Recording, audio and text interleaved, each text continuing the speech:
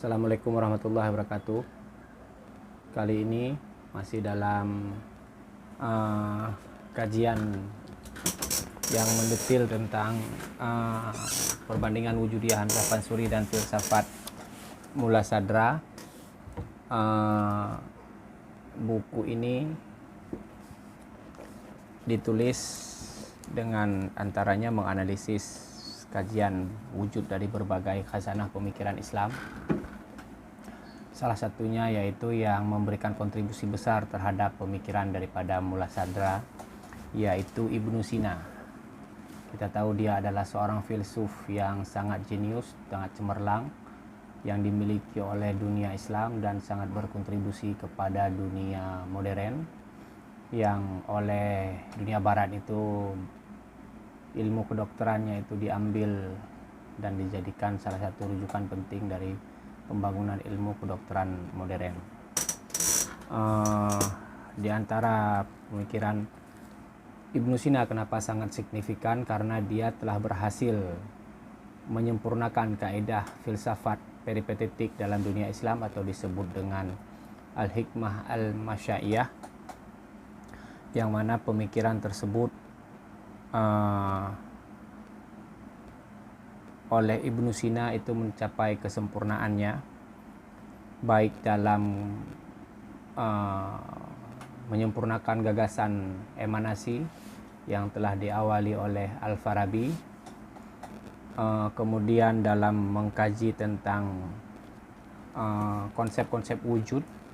Yang menariknya, Ibnu Sina telah menyempurnakan gagasan filosof Muslim sebelumnya. Dia membagi wujud kepada 4 pembagian, yaitu wajibul wujud binafsihi, yang mana wajib wujudnya itu adalah wajib karena dirinya sendiri, yang mana itu dikembalikan kepada wujud mutlak hak ta'ala. Kemudian ada mungkinul wujud, yaitu segala hal yang berpotensi menjadi wujud, yang mana mungkinul wujud ini ketika diberikan wujud oleh wajibul wujud binafsihi, maka dia menjelma menjadi wajibul wujud li ghairihi. Selanjutnya adalah mumtani al wujud, atau wujud yang mustahil ada, seperti syarikul bari atau sekutu Tuhan. Itu adalah wujud yang mustahil ada, tetapi dalam konsep manusia mampu merumuskannya. Jadi itu adalah rumusan yang konseptual, tetapi kalau mumtani al-wujud ini tidak punya aktualitasnya. Kalau wajibul wujud li ghairihi ini aktualitasnya adalah segala wujud selain wajibul wujud di nafsihi, yaitu alam semesta. Dia sebenarnya berada pada wujud potensialitas atau mungkinul wujud, tetapi ketika diberikan wujud oleh wajibul wujud li nafsihi, maka dia aktual menjadi wajibul wujud li ghairihi. Kemudian dalam diskursus yang telah dimulai oleh Al-Farabi, yaitu pembagian antara wujud dan mahiyah, yang mana oleh pemikiran Ibnu Sina wujud itu menjadi asal, lebih primer, lebih utama daripada mahiyah, sementara mahiyah adalah tambahan-tambahan bagi wujud. Nah, ini yang nantinya disalahpahami oleh para filosof setelahnya seperti Surawardi, karena Ibnu Sina sendiri tidak menjelaskan wujud itu lebih utama daripada mahiyah di tataran mana, apakah dia di realitas eksternal atau pada tataran konseptual. Nantinya Nasruddin Tusi memperjelas gagasan keutamaan wujud ini untuk menjelaskan bahwasanya ternyata maksud daripada Ibnu Sina wujud itu lebih utama daripada mahiyah itu pada tataran pada tataran realitas eksternal, dan pembuktiannya itu adalah melalui gagasan konseptual, yang mana pada tataran konseptual itu ditunjukkan oleh Ibnu Sina bahwasanya wujud itu tidak lebih utama daripada mahiyah, karena dalam konsep atau dalam analisis mental pikiran yang lebih utama itu adalah mahiyah, sementara wujud hanyalah tambahan. Misalnya mengatakan piring ada, meja ada, lemari ada hanyalah tambahan bagi pada konsep wujud. Jadi dalam konsep itu yang lebih utama adalah mahiyahnya. Apakah itu mahiyah piring, mahiyah meja, mahiyah buku dan sebagainya, itu lebih utama. Sementara wujud hanya menjadi kopula. Jadi dalam pikiran yang lebih utama itu adalah mahiyah, sementara pada realitas eksternal itu adalah sebaliknya. Yang utama itu adalah wujud. Sehingga pemikiran dari Ibnu Sina ini dapat dikatakan asolatul wujud. Tetapi wujud yang utama pada realitas eksternal oleh Ibnu Sina itu dikatakan semacam tidak univokal ya. Karena wujud menurut dia itu meskipun utama pada realitas eksternal, tetapi masing-masing wujud itu memiliki realitas yang berbeda tergantung pada perbedaan mahiyahnya.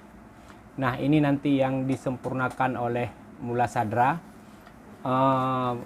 untuk menunjukkan bahwasanya seharusnya pemikiran Ibnu Sina ini tidak membedakan antar entitas daripada wujud pada realitas eksternal, karena ketika wujud itu adalah asal utama, maka dia pasti adalah yang tunggal melingkupi segala sesuatu.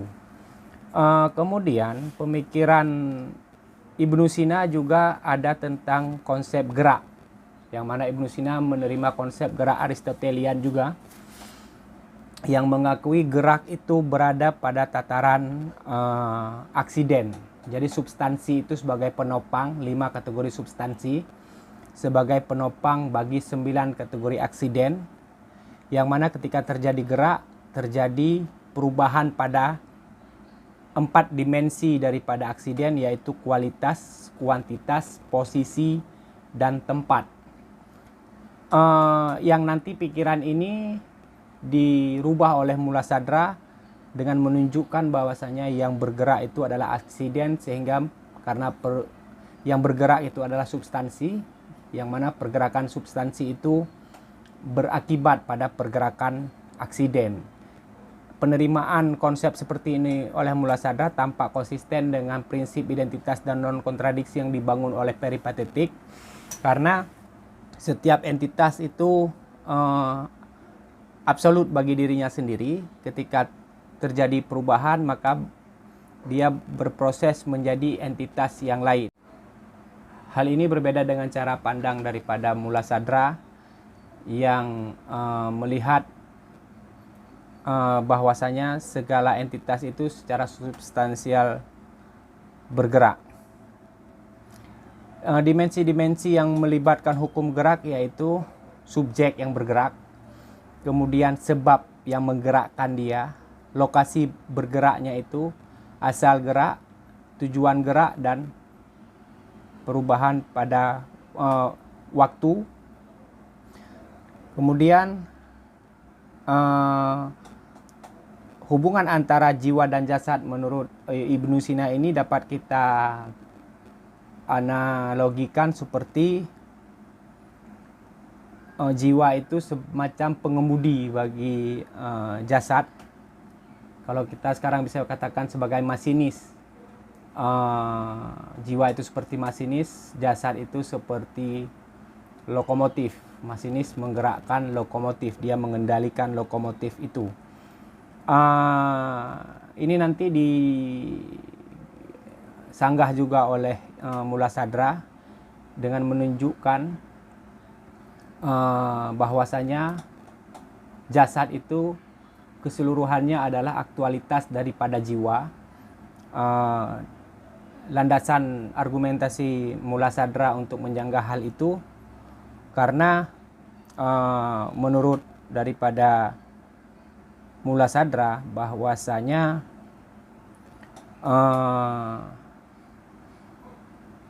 akibat itu adalah secara keseluruhan adalah kehadiran daripada sebab. Jadi kesatuan sebab dan akibat itu menjadi salah satu argumen yang dibangun oleh Mula Sadra untuk menunjukkan bahwasanya kesatuan antara jiwa dan jasad. Kemudian hal yang unik dalam pemikiran Ibnu Sina yang penting masih terkait jiwa, yaitu tentang fakultas-fakultas jiwa. Kita tahu bahwasanya jiwa itu terdiri daripada jiwa nabati, jiwa hewani, dan jiwa insani. Yang mana pada jiwa nabati itu yang terkandung antara lain daya-daya untuk menyerap nutrisi, daya untuk tumbuh, dan daya bereproduksi. Jadi nabati seperti tumbuhan itu punya daya untuk menyerap nutrisi, kemudian dia punya daya tumbuh, dan dia punya daya bereproduksi seperti pisang misalnya, dia punya tunas. Seperti mangga, dia punya biji, dengan itu dia bereproduksi. Daya hewani memiliki seluruh daya-daya nabati tadi, dengan tambahan hewan itu bisa bergerak dengan kehendak. Kalau ada harimau misalnya, dimasukkan ke dalam sebuah seminar yang diisi orang penuh, harimau itu bisa bergerak dengan kehendak, mau pilih orang mana untuk dimangsa. Ini misalnya ya. Kemudian hewan juga punya daya untuk mempersepsi, makanya hewan itu bisa mengindrai, bisa melihat, mendengar, dan seterusnya. Hewan juga punya daya imajinasi, sehingga seekor anjing misalnya bisa mengenal temannya, bisa mengenal tempat dia tinggal, orang yang memelihara dia. Dia juga punya daya estimasi. Hewan-hewan itu punya rasa takut, rasa sedih, makanya rusa misalnya, dia punya naluri untuk mempertahankan diri, naluri untuk proteksi diri. Nah, semua daya yang dimiliki oleh nabati dan hewani tadi dimiliki oleh manusia, dengan tambahan yaitu daya inteleksi, yaitu manusia bisa bernalar, manusia bisa mengerjakan kerja-kerja penalaran logika, yang hal itu tidak bisa dikerjakan oleh hewan.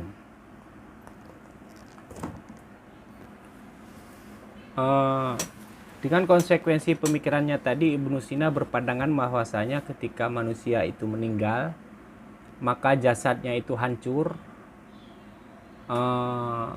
dan gagasan ini nanti ditolak oleh pihak mutakallim seperti Al-Ghazali, yang menurut Al-Ghazali manusia juga nanti bangkit dengan jasadnya. Hal lain yang ditolak oleh Al-Ghazali terhadap pikiran Ibnu Sina adalah dia mengatakan bahwasanya alam semesta itu hadir daripada keberadaan. Jadi Ibnu Sina melihat aktualitas alam semesta itu hadir daripada hayula tadi, dari wujud mungkinul wujud. Jadi bukan hadir daripada ketiadaan. Hal ini juga ditolak oleh Al-Ghazali nantinya, karena menurut Al-Ghazali alam semesta ini tidak memiliki permulaan. Kalau dalam filsafat sebagaimana diyakini oleh Ibnu Sina, tidak mungkin seperti itu, karena yang keberadaan itu mustahil muncul daripada ketiadaan. Prinsip filsafat itu yang tidak memiliki bisa mustahil menghasilkan, bisa memberikan.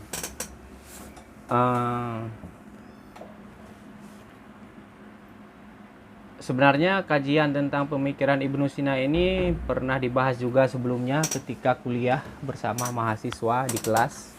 Mungkin video kuliah tersebut bisa dilihat di kolom deskripsi. Terima kasih. Untuk selanjutnya insya Allah akan kita bahas tentang pemikiran daripada Syihabuddin Suhrawardi. Assalamualaikum warahmatullahi wabarakatuh.